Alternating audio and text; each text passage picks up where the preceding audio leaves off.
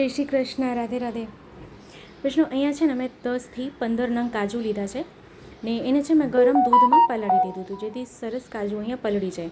હવે જો કાજુની બરફી તો આપણે કરી છે, પણ આજે કંઈક નૂતન રીતે આપણે કરી રહ્યા છે કાજુનો હલવો. હવે કાજુનો હલવો જો આપણને ખબર હોય ને, બોમ્બે હલવા, કરાચી હલવા જે બનાવે છે, એવી રીતે આજે આપણે કાજુનો હલવો કરવાનો છે. તો કાજુને પહેલાં આપણે દૂધ જે હતો એ દૂધ એમાં પધરાવીને એકદમ ફાઇન પેસ્ટ એની કરી લેવાની છે.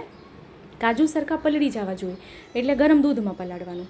અને હવે એને ગળણું લઈએ અને ગળણામાં એને ગાળી લઈએ, જેથી એમાં શું છે કે એમાં કંઈક ટૂંક રહી ગયા હોય ને તો ટૂંક બધા એમાંથી નીકળી જાય. નહીં તો આપણે જ્યારે હલવો કરશું ને, કારણ કે એકદમ ટ્રાન્સપરન્ટ થાય હલવો એનો. બરફી તો આપણે કરી છે, મેસૂબ આપણે કર્યું છે, પણ આજે કાજુ કરાચી હલવા આપણે કરી રહ્યા છે. તો એને સરખું ગાળી લઈએ અને એમાં છે ને થોડુંક આપણે દૂધ પધરાવી દઈએ.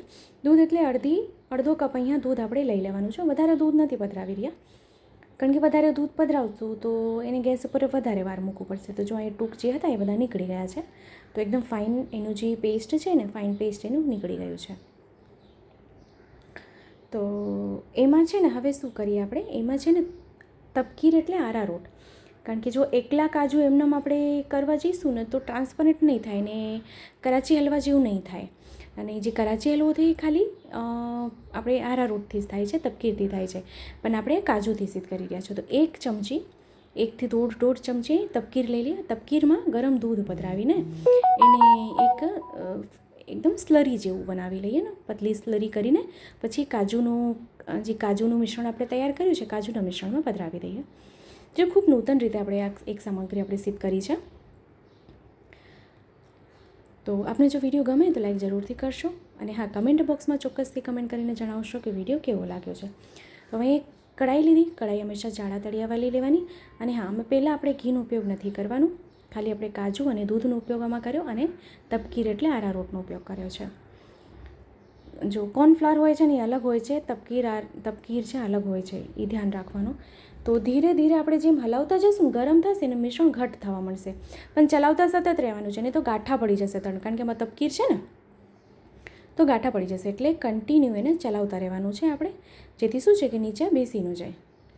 તો અત્યારે આપણે એનું ટેક્સચર દેખાય, રંગ દેખાય તો એકદમ શ્વેત છે, એકદમ વ્હાઈટ છે, પણ જે એમાં થઈ જશે ને એમ એનો રંગ આખો બદલાઈ જશે. તો હવે મેં ખાંડ કેટલી લીધી છે, ખાંડ મેં લીધી છે અડધો કપ, બરાબર. હવે ખાંડ પધરાવ્યા, ખાંડ એટલે સાકર પધરાવ્યા પછી હવે સાકરનું છે ને પાણી થશે એટલે એનું જલ થશે. તો હવે એમાં 1 ચમચી ઘી પધરાવ્યા. એને હવે સતત આપણે ચલાવતા રહીએ. હવે જેમ જેમ સાકર ઓગળશે તેમ તેમ એનો રંગ બદલાવા મળશે. હવે આ મિશ્રણ એટલે આ સામગ્રી થઈ ગઈ કેમ ખબર પડશે? આ સામગ્રી છે ને લોહીઓ છોડી દેશે એકદમ લોહીઓ છોડી દેશે ને ચિકાસ પડતા આપણને લાગશે કે સ્ટીકી થઈ ગયું છે. પણ આપણે કરાચી હલવા બનાવી રહ્યા છીએ તો એટલી જ સ્ટીકી તો હોય જ, પણ ખરેખર સામગ્રી ખૂબ સુંદર થાય છે, ખૂબ સુંદર સહાય છે શુક્રભુને. તો આપણે કંઈક નૂતન સામગ્રી સિદ્ધ કરી છે. તો આપને જો કંઈ ન સમજાય તો ફરીથી કમેન્ટ કરશો. અને હા, ચેનલ પર નવા આવ્યા હોય તો ચેનલને સબસ્ક્રાઈબ કરશો, બેલ આઇકન હિટ કરશો, જેથી જ્યારે બી કોઈ સામગ્રીનો વિડીયો મૂકું તો આપ સુધી નોટિફિકેશન આવી જાય. અને હા, આપણા ગ્રુપમાં શેર કરવાનું ના ભૂલશો, જેથી વધુથી વધુ લોકો સુધી વિડીયો પહોંચી શકે અને એને પણ વિડીયો ઉપયોગી થઈ શકે.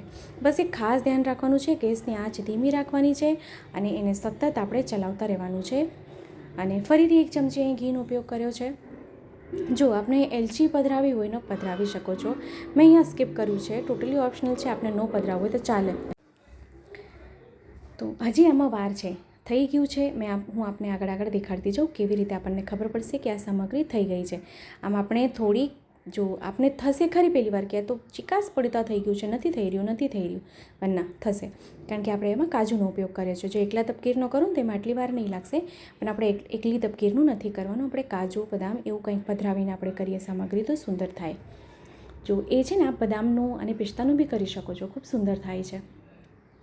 તો બસ સામગ્રી આપણે સતત ચલાવતા રહેવાનું છે, જેથી શું છે કે નીચે ચોટી ન જાય.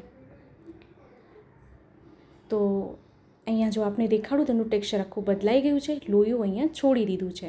આપ અહીંયા જોઈ શકો છો, આખું ટેક્સચર એનું બદલાઈ ગયું છે. હવે એને ગેસથી નીચે ઉતારીએ અને એને ઠંડુ થવા દઈએ. ઠંડુ થઈ જશે એટલે આખું એનો રંગ બદલાઈ જશે અને થોડુંક આપણે ચીકણું લાગશે, પણ જ્યારે આપણે ટોક કરશું ને એકદમ ઠંડુ થઈ જશે ને પછી જરા બી આપણને ચિકાસ પડતા નહીં લાગશે, કારણ કે આપણે કરાચી હલવા સિદ્ધ કર્યા છે કાજુના. તમે ચોકીમાં જરાક એવું ઘી લગાડી દઈએ અને ઘી લગાડીને આ સામગ્રીમાં આપણે ઢારી દઈએ.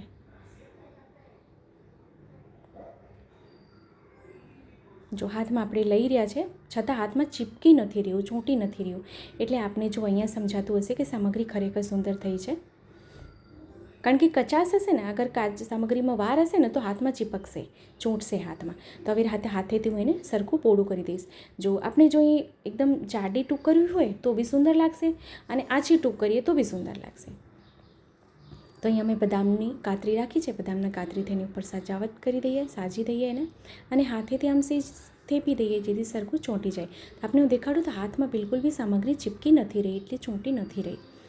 તો હવે એને ટૂંક કરી લઈએ. તો ચાકુથી આપણે જો ટૂંક બી કરી રહ્યા છે ને તો જો જરા બી આમાં ચોંટી નથી રહી, એકદમ સરળતાથી એને ટૂંક થઈ રહ્યા છે. તો જો હજી હું આપણે તાજી છે સામગ્રી કરીને દેખાડું તો નરમ છે, પણ જેમ ઠંડી થઈ જશે ને ખૂબ સુંદર થઈ જશે. આપણે એક વસ્તુ હજી નોટિસ કરી છે, એમાં જારી પડી છે. તો ખૂબ સુંદર અને સરળ રીતે આપણે કાજુનો હલવો, કાજુનો કરાચી હલવો સિદ્ધ કર્યો અહીંયા. તો હવે એને એક પાત્રમાં સાજી લઈએ. તો આપ બી આ સામગ્રી ચોક્કસથી સિદ્ધ કરજો અને હાસ્ય પ્રભુને ધરાવજો અને કમેન્ટ કરવાનું ના ભૂલશો. કમેન્ટ કરીને ચોક્કસથી જણાવશો કે વિડીયો આપને કેવો લાગ્યો છે અને આપણા ગ્રુપમાં શેર કરવાનું ના ભૂલશો, જેથી વધુથી વધુ લોકો સુધી વિડીયો પહોંચી શકે. એમાં જારી બી આપજો કેટલી સુંદર પડી છે. તો ફરીથી મળશું નવા વિડીયો, નવી સામગ્રીની સાથે. ત્યાં સુધી આપ સૌને મારા જય શ્રી કૃષ્ણ.